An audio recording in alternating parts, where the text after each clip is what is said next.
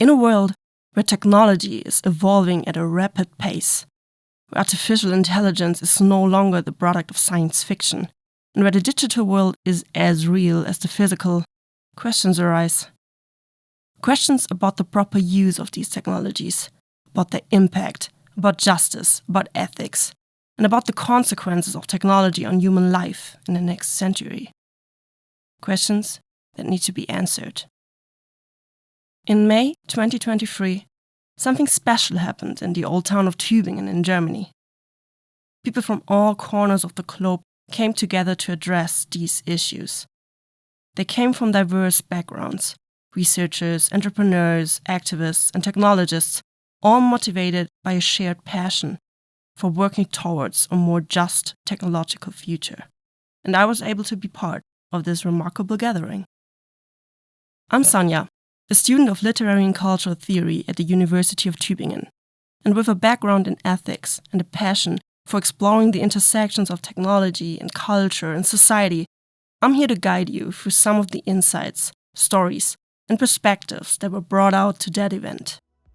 So join me for a journey back to the Symposium on Social Justice and Technological Futures on my podcast, Justice Tech Log, the podcast where we explore the intersection of technology, justice, and ethics.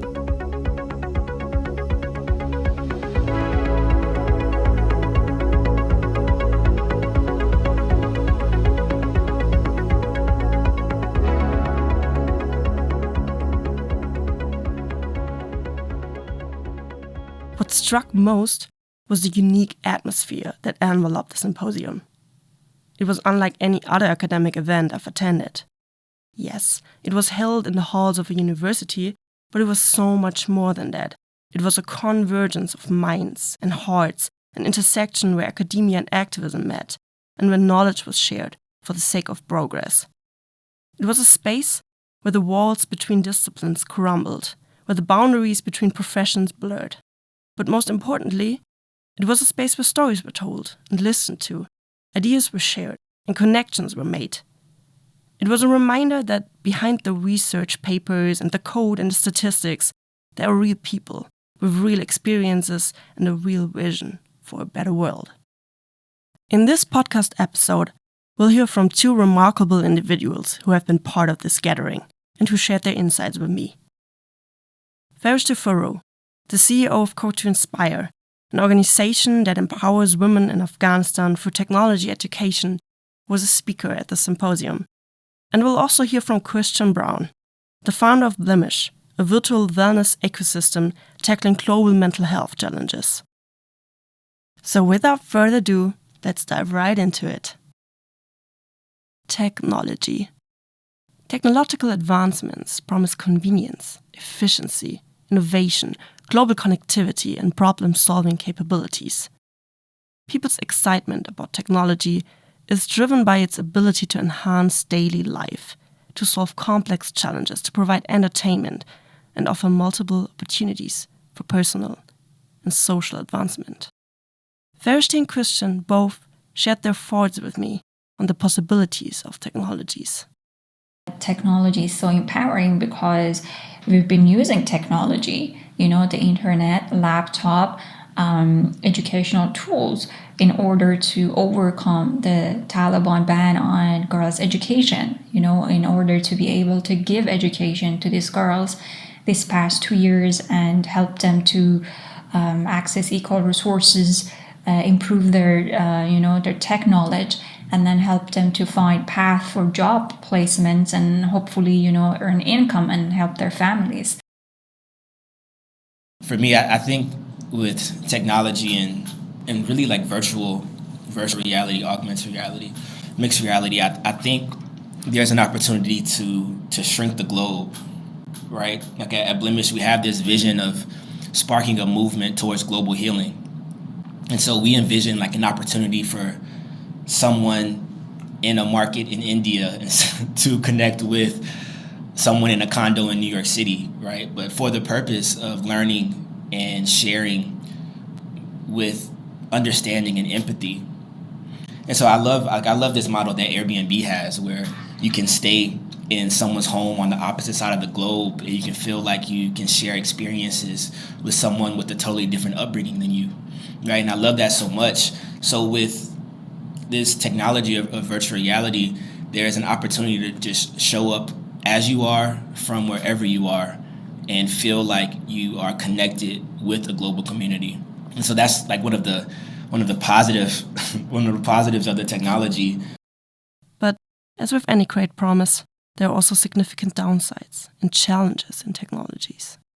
But the almost sad thing is, it's like there's a thin line between healing and abusing, right? And I'll explain that by talking about like the fact that revolutionary technologies, mostly all of them, they were created with like first the purpose of healing and making the world a better place. But then, someone found a way to abuse them and use them for harm. Fereshteh brought in another perspective on challenges, focusing on real boundaries her students in Afghanistan have to face.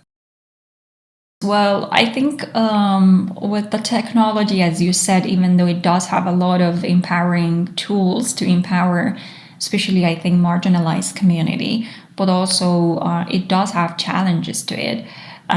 For example, one thing would be the digital divide, right? When we look at, marginalized community, war-torn areas, conflict zone, and again, women, who oftentimes, girls and women, are being impacted by a lot of these political, religious, even climate, let's say, challenges. They're the upfront and the victim of it. That would create a lot of inequalities. For example, we talk about accessibility to internet and data and how you can, be part of the global economy and global, or let's say be a digital citizen accessing that laptops, the requirements, the hardware that you can use, electricity. Not a lot of places have 24/7 electricity. So I think the digital divide is one of the biggest challenges or the downsides of the technology. And if we don't address that, the gap and the digital divide would be even bigger. And then I guess like the outcome, one of the other outcome of this digital divide would be also like the wage gap. Like there's a lot of jobs within the virtual world that you can do in tech.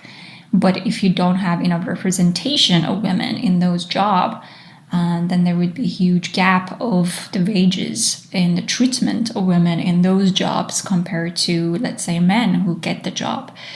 And that also leads, I think, to more gender and diversity disparities, right? So we don't have more diverse background people, different genders and diverse group. And that makes it more like a one-sided community, that they have more power and they can decide on behalf of those marginalized people who you can't hear their voices because they don't have equal representation. Speaking of marginalized people, both have experienced discrimination.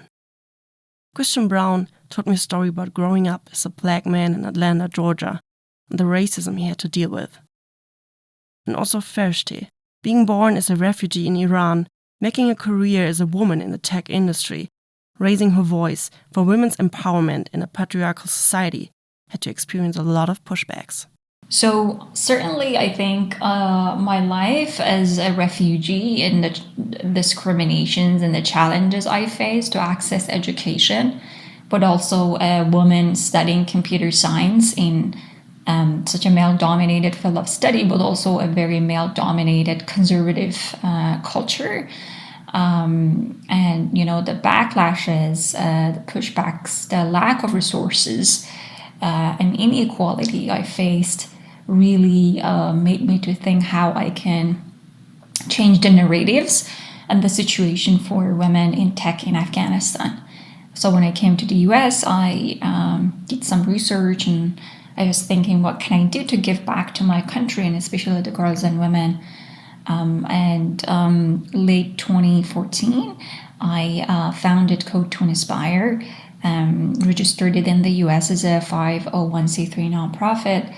And then at the time with my co-founder, we raised some funds and we were able to open the first coding school for girls in Afghanistan in November 2015.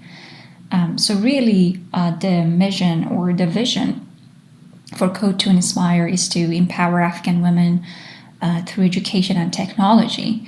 And we really want to tackle these patriarchal economic and cultural obstacles that I can say women in Afghanistan face by providing a very safe and inclusive environment so that we can not only address those challenges, but also give an opportunity, equal opportunity for these girls and women to,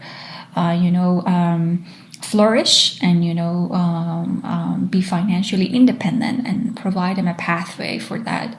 During the symposium, people shared their similar but unique experiences of discrimination and the obstacles they faced because they were part of a minority.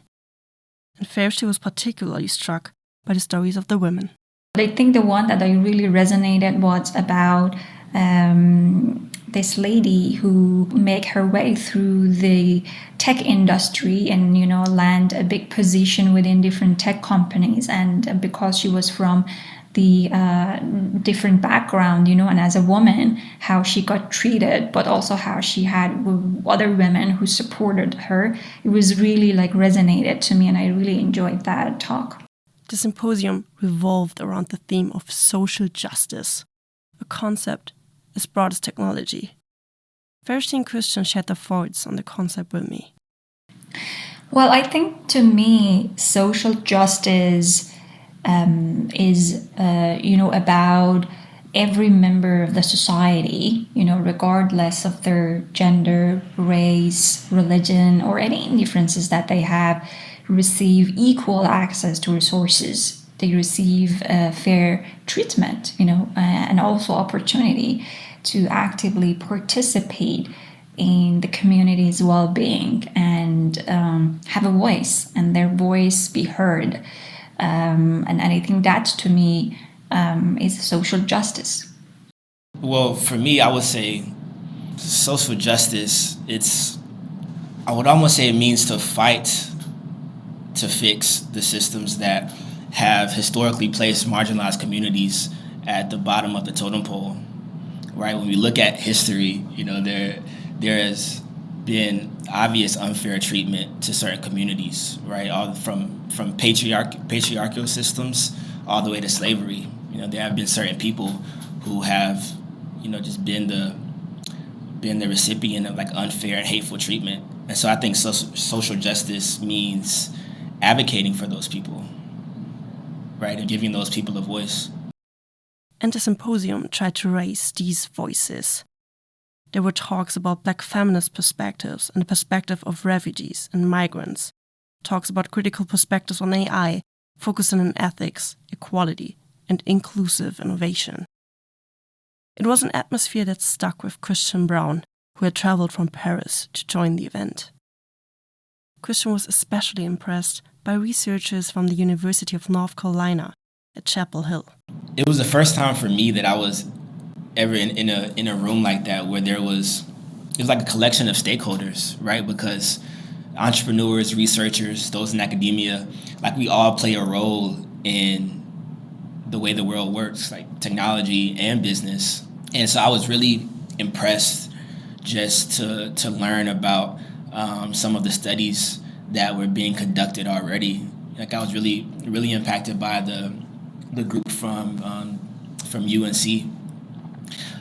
I didn't even know that they had a center there where they focus on specifically ethical considerations for technology and mental health. And so just learning about what universities are already doing, to kind of fight for social justice and in a humanity first approach to technology, it opened my eyes, because I haven't been involved in academia since I graduated. I've been in this tech world, but the symposium was like a reminder for me that academia is very important when it comes to developing and deploying technology, because we have to make sure that what we're delivering to the world is statistically proven to have a positive impact.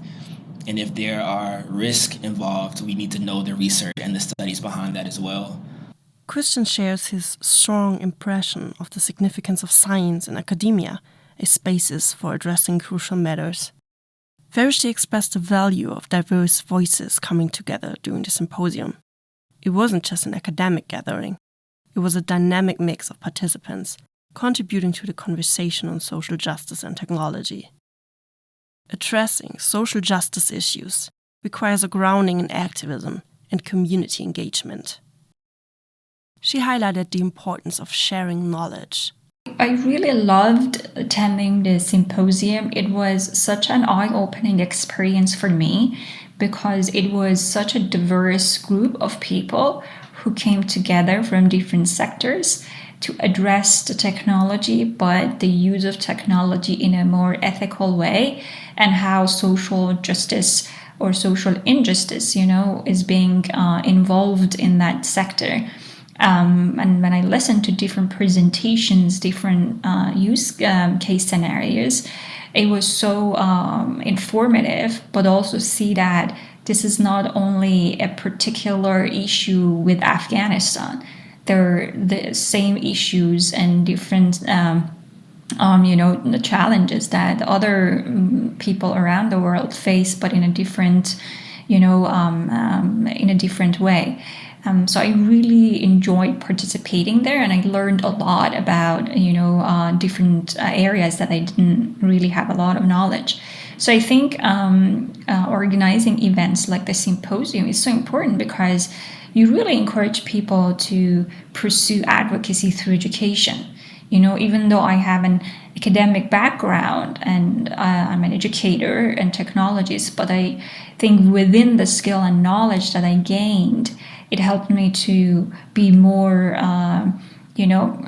have a more kind of like a critical thinking, aspect of my work about the situation. And that knowledge actually made me to be more aware of the gender inequality in tech, and really helped me to see how I can be an advocate for that change within the tech sector in Afghanistan. But also I think the social impact of the tech, and then also education, but also within the symposium when we talked about different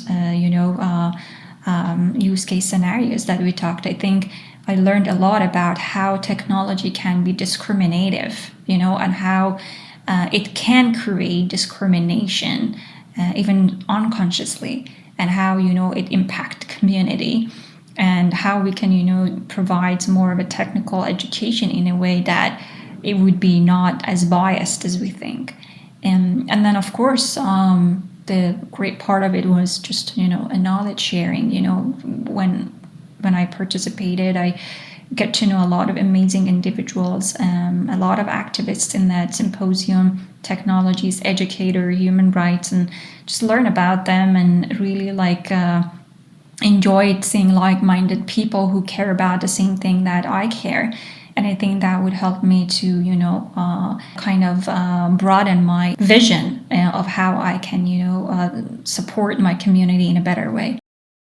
Fereshteh was one of the speakers at the symposium where the boundaries between professions were blurred, as she's an entrepreneur, a computer scientist, an educator, and a women's rights advocate. In the conversation with me, she talked about her perspective on her profession, clarifying that she sees herself as an entrepreneur and a technologist in the field, and an educator in her coding school for women. But her advocacy for women also makes her an activist. But I would say that still a lot of my work, or part of my work also, still is more like an activist, and has the activism in it.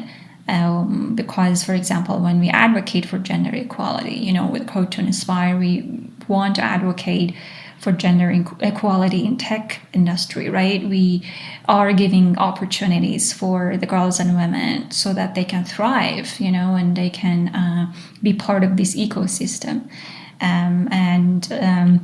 Even through the work, I think part of the activism here is that we want to help the girls to be role models, right? To be role models in the tech industry and be an example or inspiration for other girls and women, and encourage them to pursue, careers in tech. But also, we want to challenge, I think, the stereotypes. We want to break down the stereotypes and about women's capabilities in tech. They look at women down and they think, tech work is a man work. It's not women work. And how we can, challenge that bias and, bring more, women into that and be more inclusive. So I think with that, I could say definitely activism is a strong part of our work that help us to, empower marginalized communities in Afghanistan. Christian's thoughts reveal the impact that this activist spirit has had on the guests at the symposium. I left the symposium with a question of how can I be an activist for mental wellness, right? That was one of my main concerns, and I started doing research on it too and learning what that meant. But I think activism is so important, and just having examples of leaders who are not afraid of voicing their opinion, no matter how trivial it may be or how controversial it may be. It's like we as people just need to see those examples, right? Because those examples of people doing it is what can inspire us, and it's like this domino effect of inspiration is what leads to social change.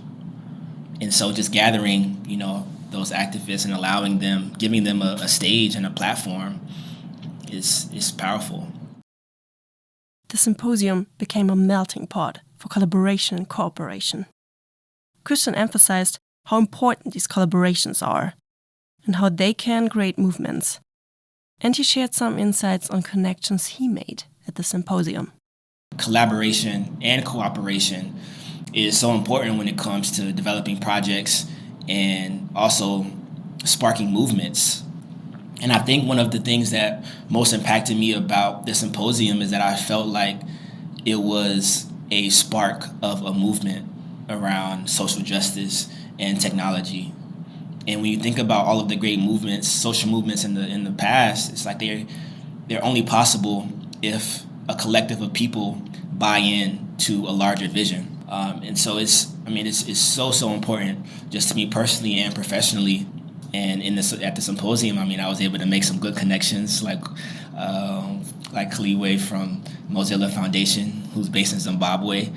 She's been able to give me some great insight on how Blimish can be impacted by the Mozilla Foundation and some possible opportunities there. And then I even met a fellow Atlanta native at the symposium, Professor Jaquita Thomas. And so I've been connecting with her, talking about engineering and computing and trying to get in touch with her students. So collaboration is super important for me and for Blimish. And we know there's no shortage of people to connect with. We just have to make sure we're going into the right rooms and answering the call for initiatives that align with our values, such as the symposium. During the symposium, there was another participant in the room, the Future Board. It was a large pinboard on which important keywords, themes, and images were captured, but also links between participants for future collaborations were made, as Christian pointed out. Part of the Future Board was reserved for one important topic: the hopes and wishes for the future. So, what wishes for the future do Fereshteh and Christian have? Well, I guess for me, the important one is how I can, through my work, but the support of the international community, we can narrow this digital divide and this gender gap within the tech sector. How international community is able to identify those barriers that are creating this digital divide, and how they can support millions of people who are, around the world and they lack access to internet, digital devices, and even joining the workforce digitally. So I think that's like a very important conversation, because the society is like relying a lot on technology, and the technology it's just growing so fast and rapidly, and in parallel, the people who are being deprived to access technology due, again, as I said, war, conflict, climate change, any other issues are increasing. And I think that's something to really come up with a plan and strategic planning to see how we can tackle that. And it's in parallel with the digital literacy, right? How we can promote digital literacy in a bigger scale, meaning do we have to include, some sort of educational curriculum within, the schools as a part of the curriculum, daily curriculum, to learn about digital literacy from a younger age, so that it helps them to, would be able to participate in an earlier age within the digital literacy and the digital world. Again, like that's another important thing, because education and digital literacy education is very important. Not a lot of people have access to that. And I think we should create space that would be very open to access to knowledge. Unfortunately, knowledge is not accessible, and the information is not accessible to people, again, in marginalized community. How we can democratize accessing to education, how we can give equal access to education to everyone. The importance of education was also something that stuck with Christian. Education is a superpower which we can use to change the world. I think that's Nelson Mandela said that. But yeah, I mean, I think education is a superpower which we can use to change the world. So I mean that alone lets you know what I think about education. But I think when it comes to mental health, psychoeducation is super important. And it's one of the like negative things about social media is that it leads to some people self-diagnosing themselves based on the content that they see on social media, which is very dangerous. And so I think education on mental health can save a lot of lives, but also just remind people that like technology is used as a tool that's supposed to help us in our lives, but not like control and take over our lives. But what has also remained is the special importance of ethical considerations in technology and the engagement with ethical values and guidelines. And I think the ethical use of the tech, right, as we talked a lot in the symposium, how we can make sure and encourage ethical use of tech, especially with all this technological advancement, so that we can, prevent all the harms and spreading the misinformation or, discriminations and anything that can happen by misuse of technology. We can tackle that as well. Christian shares how engaging with ethics has influenced his work with Blimish. Especially data security is a pressing issue for them. Honestly, ethical considerations are at the top of our priority list when it comes to both developing and deploying technology. And so we're working on a project now, an AI project, where we're building a collective of AI mental health coaches.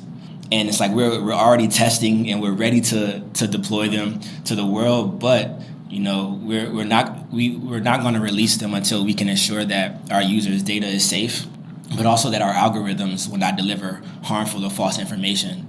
Because we're already seeing like horror stories of people receiving dangerous responses from AI systems, and some of them are leading to like suicide. And so that's not what we want at all.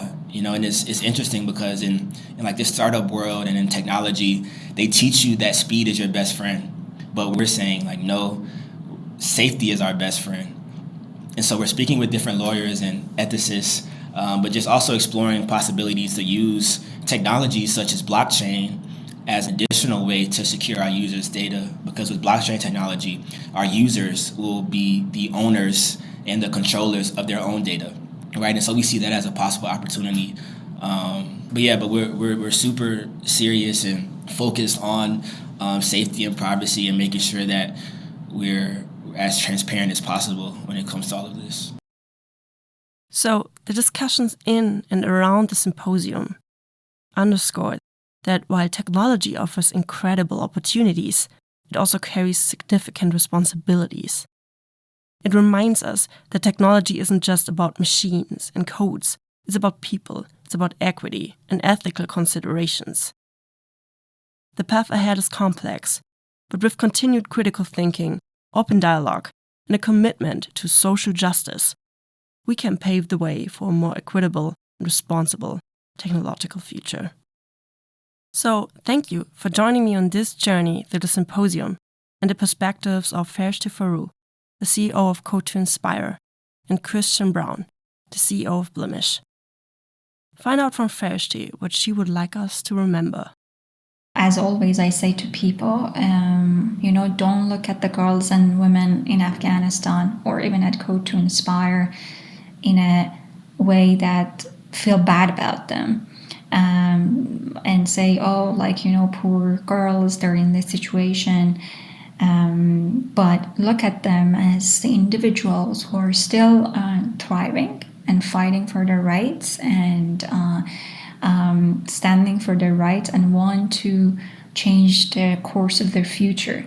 And if you want to give a job to our students and graduates, either in coding or graphic design, look at it as a way that not only she will be empowered and within that opportunity she can be a decision maker for her life, but also she will be an agent of change and she will start to change within her household and family and then the community and the next of the country.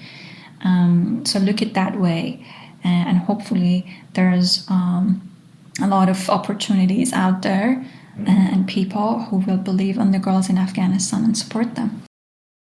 You can support Fereshteh and her students on codetoinspire.org. Information about Christian's organization, Blimish, can be found on their website. Our website is blimish.com, and on there we have some of our work and some of the research we're working on, the events that we're doing, products that we're building. It's all on there. Thank you again for having me and giving me the opportunity to share my story and the story of Blimish.